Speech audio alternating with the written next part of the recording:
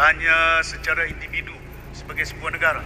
Malahan kalau kita melihat menangani masalah ini perlunya ada penyatuan umat, perlunya penyatuan pahaman politik yang ada walaupun ada perbezaan politik. Saya selalu tekankan G2G, federal government must work with the state government, not bekas oleh kena landasan politik, tapi menyelamatkan negara, menyelamatkan umat.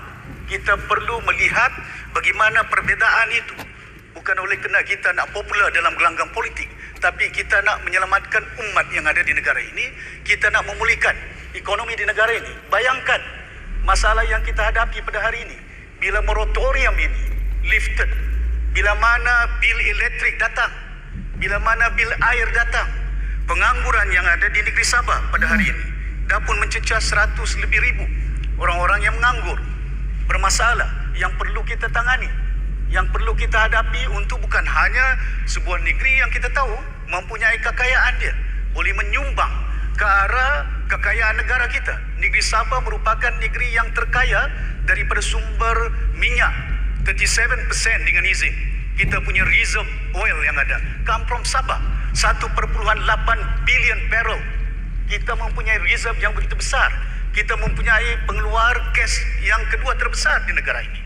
Bayangkan keadaan ini yang kalau kita fokus dalam memerintah negara, memerintah negeri, tapi tidak hanya kita lihat pertelingkahan, pergaduhan tanpa apa batasan.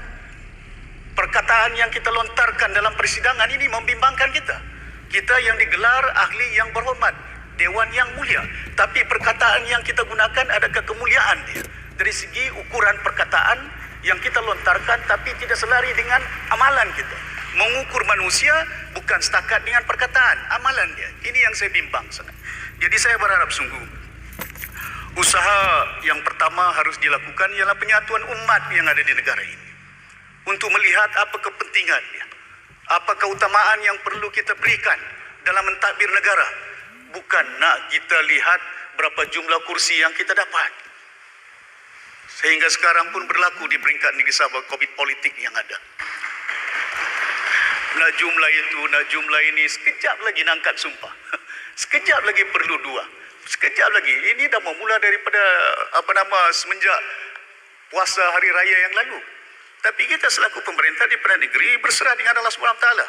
Kita katakan bahawa kita pemerintah, kita nak jaga rakyat kita nak pastikan supaya kelangsungan bukan hanya kehidupan rakyat di negeri ini, bahkan juga untuk membolehkan mereka beramal. Bayangkan tekanan dan tekanan dalam pilihan raya yang telah lalu ke-14. Salah satu isu di antara isu yang menghambat kita sehingga kelumpuhan dalam sejarah negara ini, UMNO PN memerintah 60 tahun. Tidak mungkin boleh digagalkan waktu itu. Kerana saya juga menjadi naib presiden UMNO waktu itu. Saya juga telah berjuang 35 tahun dalam UMNO, daripada pemuda sampai naib presiden.